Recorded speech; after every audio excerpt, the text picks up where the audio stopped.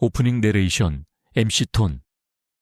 10년 전 한 남자가 흔적도 없이 사라졌습니다. 아내는 그를 기다렸고 아들은 아버지의 얼굴조차 기억하지 못했죠. 그런데 어느 날 휴대폰 한 통, 단 한 줄의 문자로 그 모든 침묵의 시간이 깨어나기 시작했습니다. 미정아, 넌 아직 모든 걸 모르고 있어. 지금부터 당신은 감춰졌던 진실, 그리고 사랑보다 더 깊은 희생의 이야기를 마주하게 될 겁니다. 일부. 과거의 흔적, 어떤 그림자는 사라지지 않아. 조용히 따라다니지. 용기를 내어 돌아설 때까지.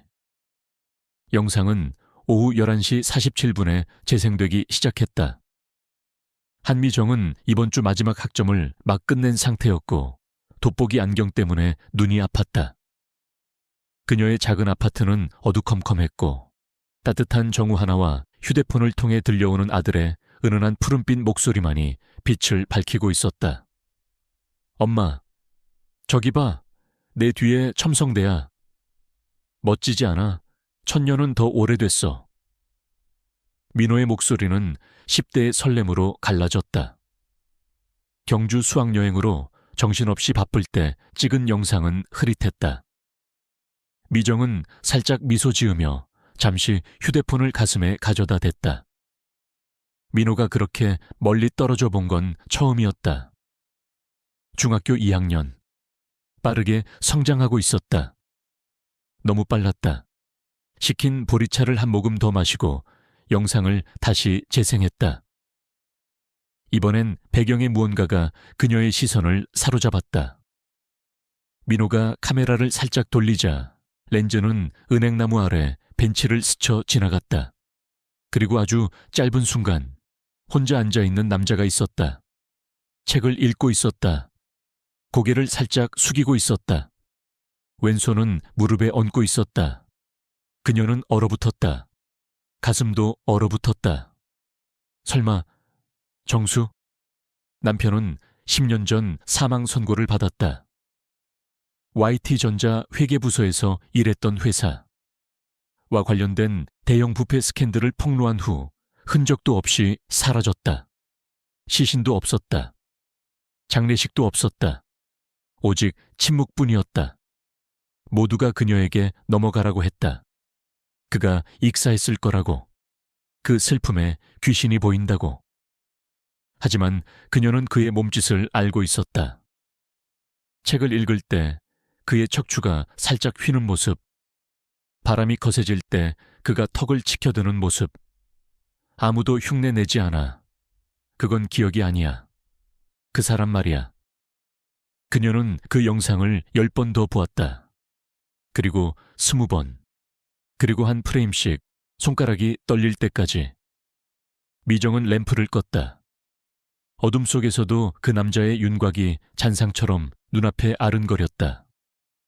그녀는 미치지 않았다. 확신했다. 새벽 2시 13분. 그녀의 침실 벽은 몇 년 동안 손도 대지 않은 폴더들로 뒤덮여 있었다. 경찰 보고서, 보내지 않은 편지, 세금 기록, 유리 덮개가 깨진 낡은 손목시계. 정수의 물건들. 그녀가 결코 버리지 않은 물건들. 왜냐하면 그녀는 마음속 깊이 그가 죽지 않았다고 항상 믿었기 때문이다. 그는 사라졌다. 그리고 누군가는 그렇게 되기를 바랐다. 다음 날 아침 그녀는 떨지도 감정에 휩싸이지도 않은 차에 지역 경찰서로 향했다. 그냥 해결됐어요. 그녀는 책상 뒤에 있는 젊은 경찰관에게 휴대폰을 건네주며 말했다. 이 남자 제 남편인 것 같아요. 그리고 애초에 발견될 리가 없었어요. 그는 영상을 지켜보았다. 눈을 깜빡이며 희죽거렸다. 부인, 그건 증거가 아니에요. 사람들은 보고 싶은 것만 보는 거예요. 법적으로 10년 전에 죽은 사람에 대해 이야기하고 있는 거예요. 미정은 눈 하나 깜짝하지 않았다. 대신 가방에서 봉인된 봉투를 꺼내 카운터에 납작하게 놓았다. 그 안에는 남편 회사의 마지막으로 알려진 파일들이 들어있었다. 조용히 묻혀있던, 아무도 감히 다시 열어보지 못했던 파일이었다. 이제 사건을 종결시키려는 게 아니에요. 사건을 재수사하러 온 거예요. 그리고 또 다른 여자가 나타나 남편이 학교 비디오에 나왔다고 주장하기 전에 UT전자 안에 무엇이 숨겨져 있었는지 조사해 보시는 게 좋을 거예요. 그녀는 그의 답변을 기다리지 않고 경찰서를 나섰다. 그리고 그녀가 초가을 바람 속으로 나섰을 때 한 가지는 분명했습니다. 과거는 죽지 않았습니다. 그녀를 다시 부르고 있었습니다. 그리고 그녀는 마침내 대답할 준비가 되었습니다. 당신이 그녀의 입장이었다면 유령을 쫓겠습니까? 아니면 그냥 쉬게 두시겠습니까? 댓글로 알려주세요. 그리고 그녀가 다음에 무엇을 발견할지 궁금하시다면 두부로 계속 제2장 경주의 그림자 기억은 지워지지 않는다. 단지 조용히 숨어 있을 뿐이다. 다음 날 새벽 한미정은 아무 말 없이 캐리어에 옷 몇 벌을 넣고 낡은 갈색 노트를 챙겼다. 노트 속에는 그녀가 지난 10년간 모아온 기록들이 빼곡히 적혀 있었다. 실종된 남편 정수에 대한 흔적, 아무도 믿지 않았던 그녀만의 진실. 경주행 첫 고속버스에 올라탄 그녀는 창밖으로 빠르게 스쳐 지나가는 풍경을 바라보며 아들의 영상을 다시 틀었다. 엄마, 여기 첨성대 앞에 사람이 진짜 많아. 우리 반만 온 줄 알았는데 다른 학교도 엄청 왔대요. 영상 속 민호는 웃고 있었지만 미정의 눈은 웃지 않았다. 그녀의 시선은 계속 그 장면에 머물렀다. 벤치, 책을 든 남자, 왼손에 시계, 그리고 고개를 숙인 채 바람을 느끼는 익숙한 자세. 경주에 도착하자 미정은 가장 먼저 그 벤치를 찾아갔다. 영상과 똑같은 장소, 그림처럼 고요한 공원. 바람은 선선했고 은행잎은 서서히 노랗게 물들어 있었다. 벤치는 그대로였다. 마치 아무 일도 없었던 것처럼 그 자리에 조용히 앉아 있었다. 그녀는 그 앞에 앉았다. 말없이. 눈으로 주변을 훑으며 한 번도 그 남자가 꿈이 아니었음을 스스로 확인하고 있었다. 그리고 그 순간, 바로 그때 한 남자가 그녀의 시야 끝으로 스쳐 지나갔다. 느릿한 걸음, 회색 코트, 손에는 책 한 권, 왼손엔 똑같은 시계. 그 남자는 벤치 앞을 조용히 지나쳤다. 미정과 눈이 마주치진 않았다. 그러나 그녀는 직감했다. 그는 정수였다. 살아있었다. 그리고 그녀를 본 것이다. 하지만 그는 멈추지 않았다. 뒤돌아보지도 않았다. 그저 천천히 사라졌다. 마치 나는 괜찮아. 그러니 넌 돌아가도 돼 라고 말하는 듯한 뒷모습. 미정은 자리에서 일어나지 않았다. 울지 않았다. 소리치지도 않았다. 그녀는 조용히 핸드백에서 작은 봉투를 꺼냈다. 직접 쓴 편지. 지금까지 말하지 못했던 모든 마음을 담은 종이 한 장. 그녀는 그 봉투를 벤치 밑 돌 아래에 조심스럽게 끼워 넣고 뒤도 돌아보지 않고 그 자리를 떠났다. 그날 밤 경주의 하늘은 유난히 맑았다. 별빛도 차가웠고 가로등 불빛도 유난히 고요했다. 그녀는 혼잣말하듯 속삭였다. 나 정말 널 봤어. 그리고 이제야 조금 안심이 돼. 10년 만에 만난 그 뒷모습을 따라가겠습니까? 아니면 침묵을 선택하시겠습니까? 다음 이야기가 궁금하신 분은 3장 계속해 주세요 라고 남겨주세요. 정수의 진짜 이유, 그리고 그녀가 알게 될 또 다른 진실이 곧 펼쳐집니다. 제3장, 편지의 주인 가끔. 진실은 우리가 두드리지 않은 문 뒤에 숨어 있다. 서울로 돌아온 지 사흘째 되던 날, 한미정은 교무실 창가에 앉아 채점을 하다 문득 창밖을 바라보았다. 마당에 쌓인 낙엽 위로 아이들이 장난을 치고 있었고 그 안에서 자신의 아들 민호의 뒷모습이 겹쳐 보였다. 그 순간 교무실로 한 통의 택배가 도착했다. 보내는 이 없음, 도장 없음, 수신자라는 단 2글자.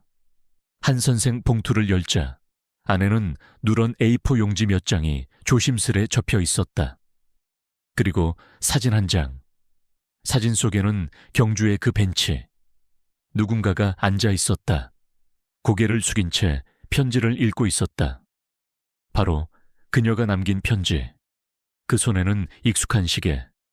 사진은 멀리서 찍혀 있었지만 그의 어깨선과 손가락 모양까지도 너무나 익숙했다. 하지만 더 놀라운 건 편지 밑에 적힌 메모였다. 그 사람은 아직 경주에 있어요. 진짜로 그가 맞는지 확인하고 싶지 않습니까? 익명의 글씨. 남성도 여성도 아닌 글씨체. 정수의 필체도 아니었다.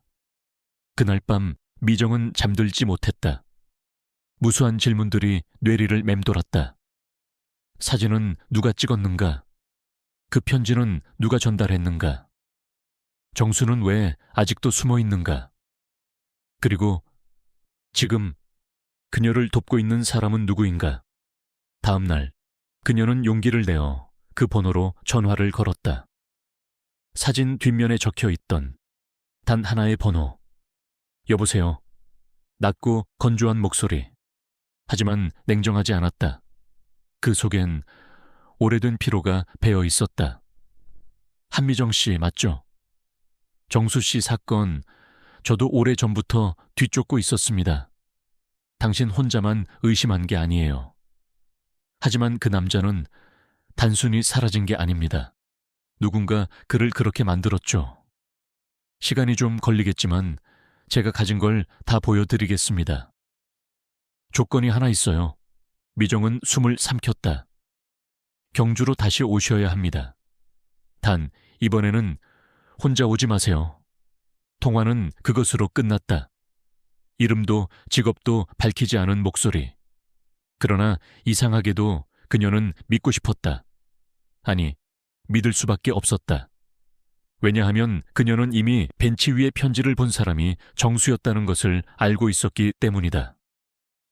그녀는 교무실 서랍을 조용히 닫고 달력 위 한 날짜의 동그라미를 그렸다. 다시 돌아가야 할 시간이 왔다. 당신은 따르겠습니까? 아니면 외면하시겠습니까? 다음 이야기가 궁금하신 분은 4장 계속해 주세요. 제4장. 이상한 아이들, 가끔 진실은 어른이 아닌 아이들의 눈에 먼저 비친다. 경주행 KTX 속 한미정은 민호와 함께 나란히 앉아 있었다. 그녀는 그를 데려가는 게 맞는 선택인지 고민했지만 혼자 오지 마세요 라는 말에 떠오른 첫 얼굴은 아들, 민호였다. 그날 그 벤치를 본 사람은 나 혼자만이 아니었으니까. 기차가 멈추고 그들은 조용한 마을 근처에 작은 민박집에 짐을 풀었다. 정수와 관련된 모든 흔적은 여전히 도심 바깥의 어둠 속에 숨어있는 듯했다. 다음 날 약속 장소인 작은 도서관 뒤편으로 향하던 길. 민호가 갑자기 걸음을 멈췄다. 엄마, 저기 애들 이상해. 그녀가 시선을 돌리자 도서관 담장 아래에서 3명의 아이들이 앉아 있었다. 아무 말도 하지 않고 서로 마주보며 작은 공책에 뭔가를 계속 그려 넣고 있었다. 아이들은 초등학생처럼 보였지만 이상하게도 분위기는 너무 조용하고 기묘했다. 한 아이가 고개를 들어 미정을 쳐다봤다.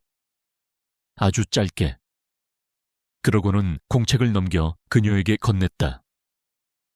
그 공책에는 익숙한 남자의 얼굴이 연필로 정밀하게 그려져 있었다. 정수.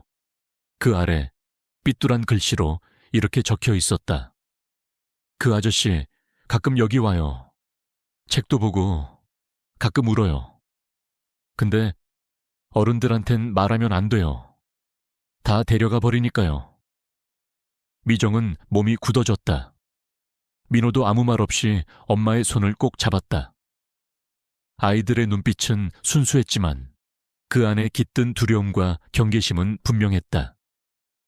그때 도서관 뒤편 작은 문이 삐걱하고 열리더니 검은 코트를 입은 남자가 고개를 내밀었다. 그는 무언가를 확인하듯 미정을 바라보더니 천천히 고갯짓을 했다. 따라오세요. 지금부터 진짜 이야기가 시작됩니다. 그 남자는 처음 전화를 걸었던 익명의 목소리. 그리고 그는 알고 있었다. 정수가 왜 숨어 살고 있는지, 누가 그를 그렇게 만들었는지, 그리고 왜 아이들만이 그를 기억하고 있었는지. 어른들은 못 보고 아이들만 기억하는 한 남자의 그림자. 그 안에 숨겨진 진실이 있다면 여러분은 어떻게 하시겠습니까? 5장 계속해 주세요. 라고 남겨주세요. 다음 장에서는 미정이 진실의 문을 열게 됩니다. 그리고 그 진실은 상상보다 훨씬 더 위험합니다. 제5장.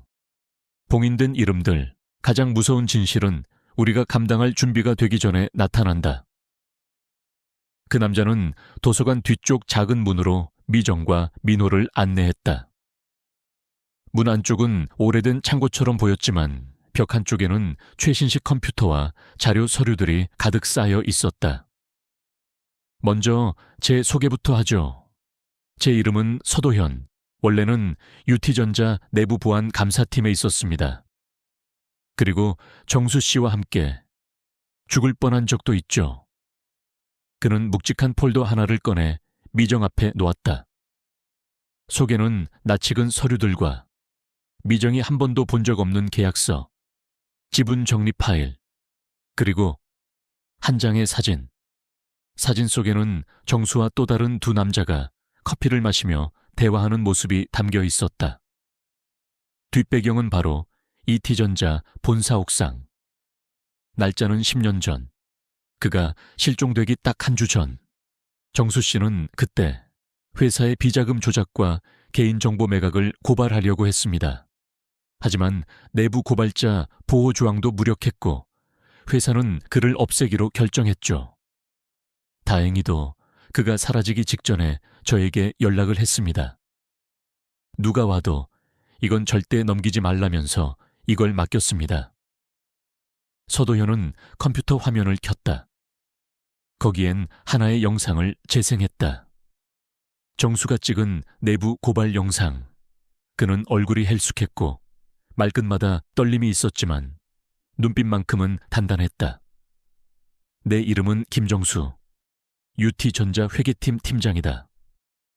나는 지금 회사가 은밀히 수집한 수천만 명의 개인정보를 제3국에 불법 판매하고 있다는 증거를 갖고 있다.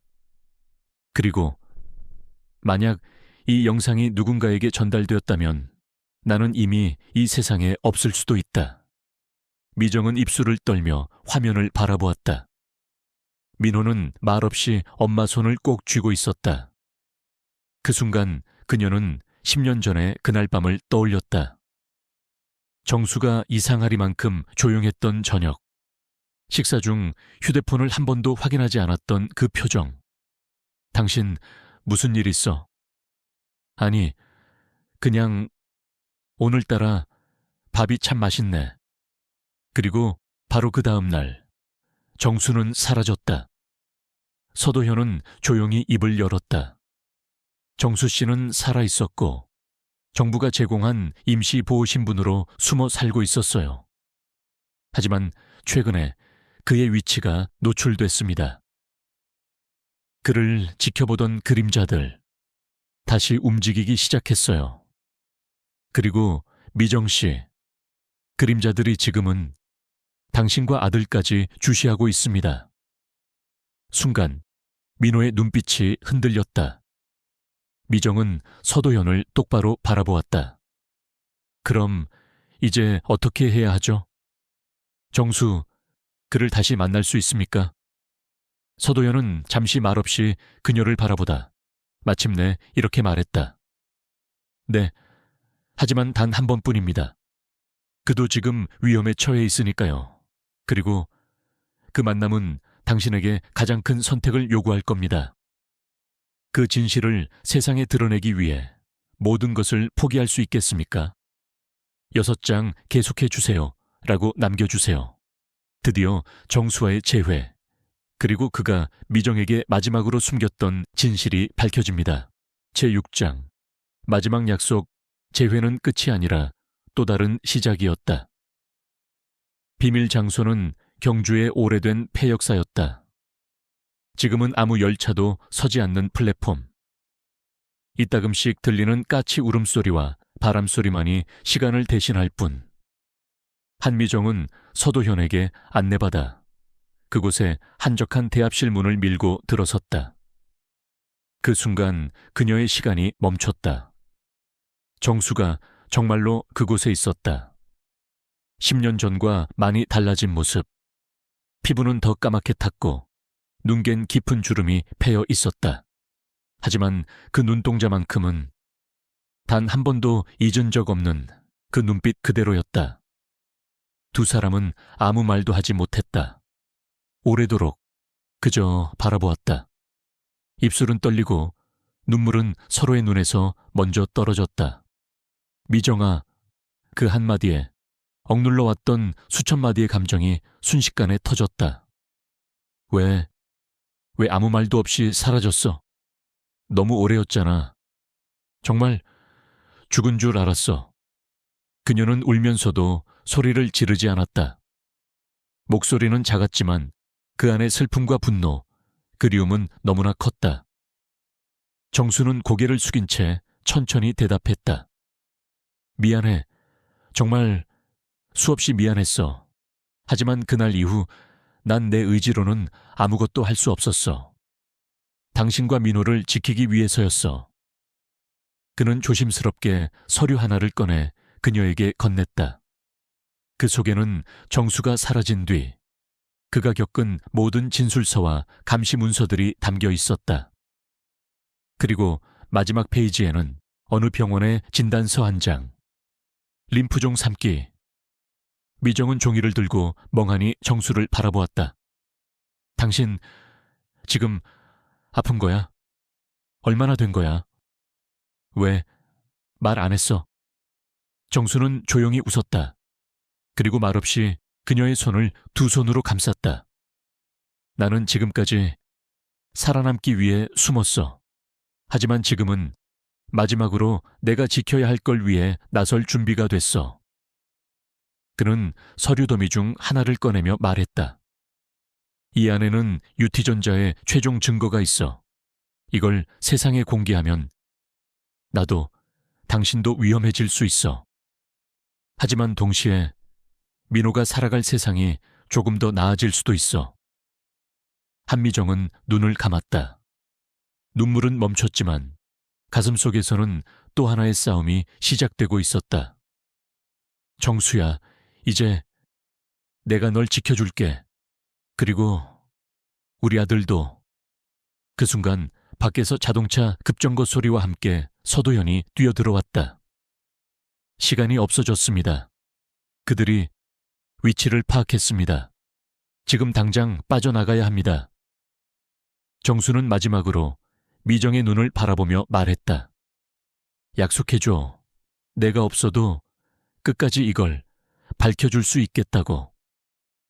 그리고 그 짧은 재회는 한 장의 편지, 하나의 키카드, 그리고 아직 말하지 못한 한마디를 남긴 채 끝났다.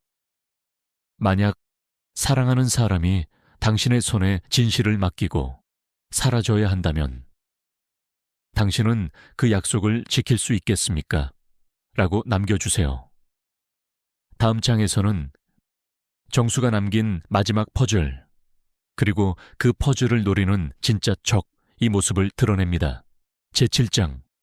침묵의 대가, 어떤 진실은 밝히는 순간 목숨보다 무거워진다. 그날 밤 미정과 민호는 서도현의 차량을 타고 경주를 빠져나왔다. 뒤를 따르는 검은 승합차가 있었고 도요는 신호를 몇 번 따돌린 후 인적 없는 상일로 차를 몰았다. 서울까진 못 갑니다. 하지만 지금은 그곳으로 가야 해요. 그가 말한 그곳은 경기도 외곽에 위치한 비공식 제보자 보호소. 일반 건물처럼 보이지만 내부엔 방탄 유리와 다층 보안 시스템이 갖춰져 있었다. 거기서 미정은 정수가 남긴 USB, 메모리와 키카드를 꺼냈다. 도연은 그 파일을 복호화하기 위해 노트북을 켰고 잠시 후 화면에 수천 개의 파일이 나타났다. 그중 하나, 프로젝트 에켈론 파이널 GP. 그건 YT전자가 지난 15년간 국내외 수억 명의 개인 정보를 수집해 정보 채굴 알고리즘에 팔아넘긴 명단 파일이었다. 이건 단순한 비리 수준이 아닙니다. 이건 국가급 범죄입니다. 서도현의 표정이 하얗게 질렸다. 지금 이 순간에도 이 정보를 노리는 사람들이 우리 근처까지 와 있을 겁니다. 그 순간 비상등이 꺼지고 건물 외부 감지기에 침입 신호가 울렸다. 놈들이 벌써 여기까지. 서도현은 미정과 민호에게 지하 방공호로 대피하라고 소리쳤고 그 자신은 USB를 든 채 상층으로 뛰어 올라갔다. 지하 대피소 좁은 철문 뒤에서 미정은 숨을 죽이며 민호를 가슴에 안았다. 엄마, 아빠, 또 사라지는 거야? 아니, 이번엔 우리가 지켜낼 거야. 총성이 들렸다. 서로 다른 방향에서 들려오는 발걸음, 그리고 무정의 소리. 목표물 확보 전 파일부터 회수해라. 여자와 아이는 우선 생포하라. 하지만 그 순간 지하 대피소의 작은 환기구를 통해 누군가 속삭였다. 한 선생님, 따라오세요. 시간 없습니다. 아이들, 도서관에서 봤던 그 아이들이었다. 그들은 어떻게 여기까지 왔을까? 환기구를 통해 미정과 민호는 겨우 건물 밖으로 빠져나왔다. 그리고 골목 끝에서 기다리고 있던 작은 승합차에 올라탔다. 운전석에는 정수. 그는 말없이 브레이크를 풀었다. 차는 다시 어둠을 향해 달리기 시작했다. 왜 왔어? 넌 위험하잖아. 미정의 목소리는 떨렸다. 이건 내가 끝내야 해. 누구보다 내가 책임자니까. 하지만 정수는 몰랐다. 차량을 추적하는 GPS가 이미 붙어 있다는 사실을. 그리고 그들 중 누군가 내부에 배신자가 있다는 것도. 당신이라면 목숨을 걸고라도 그 진실을 세상에 밝히시겠습니까? 그리고 다음 이야기가 궁금하신 분은 8장 계속해 주세요. 라고 남겨주세요. 다음 장에서는 정면 충돌, 진실을 묻으려는 자들과 밝히려는 자들의 마지막 대결이 펼쳐집니다. 그 끝에서 단 한 사람이 살아남습니다. 제8장, 심판의 밤, 진실은 끝까지 버티는 자의 것이 된다. 도심 외곽, 한 폐허가 된 방송 송출센터. 정수는 이곳에 미정과 민호를 데려왔다. 이곳은 그가 마지막 증거를 공개하기로 한 장소였다. 이곳에서 파일을 전 세계 언론에 동시 송출할 수 있어. 기회는 단 한 번뿐이야. 정수는 USB를 들고 송출 서버 앞에 앉았다. 모니터에는 라이브 싱크 레디라는 메시지가 전멸하고 있었다. 그 순간 건물의 철문이 무겁게 열렸다. 그리고 검은 정장을 입은 자들, UT전자의 사설 정보팀. 그들의 목적은 단 하나. 파일을 회수하고 정수를 영원히 침묵시키는 것. 김정수 씨, 계속 도망만 다닐 줄 알았는데 이렇게 멍청하게 스스로 나타날 줄은 몰랐군요. 그들 중 리더로 보이는 남자가 조롱 섞인 웃음을 지었다. 하지만 정수는 미소도 보이지 않았다. 오늘은 내가 숨는 날이 아니라 너희가 드러나는 날이야. 총구가 겨누어졌다. 미정은 민호를 안고 몸을 숙였다. 서도현 역시 피를 흘리며 뒷문에서 나타났다. 그는 총상을 입었지만 손에 쥔 서버 접근 토큰만은 절대 놓지 않았다. 정수, 이걸 받아 토큰이 날아갔고 정수는 그것을 정확히 받아 USB와 함께 최종 인증을 입력했다. 파일 송출 87%, 90%. 총성이 울렸다.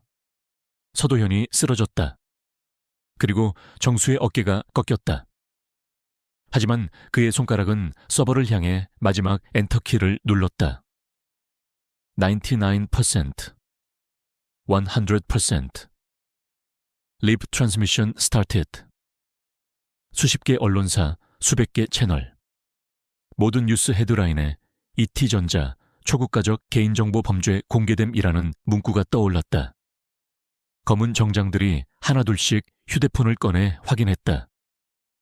그들의 표정이 급격히 일그러졌다. 망했어. 리더가 이를 갈며 총을 내려놨다. 이제 그들에게 남은 건 도망칠 기회도 말할 권리도 없었다. 정수는 바닥에 무릎을 꿇고 숨을 헐떡였다. 미정이 달려와 그의 머리를 감싸 안았다. 민호는 옆에서 울음을 터뜨렸다. 아빠, 가지 마요. 제발. 정수는 마지막 힘을 내어 속삭였다. 이제 너희는 진실 위에 서 있을 수 있어. 그 말과 함께 그의 눈은 서서히 감겼다. 잠시 후 수많은 뉴스 카메라와 경찰, 언론인들이 송출센터에 도착했다. 그리고 그날 밤 세상은 바뀌기 시작했다.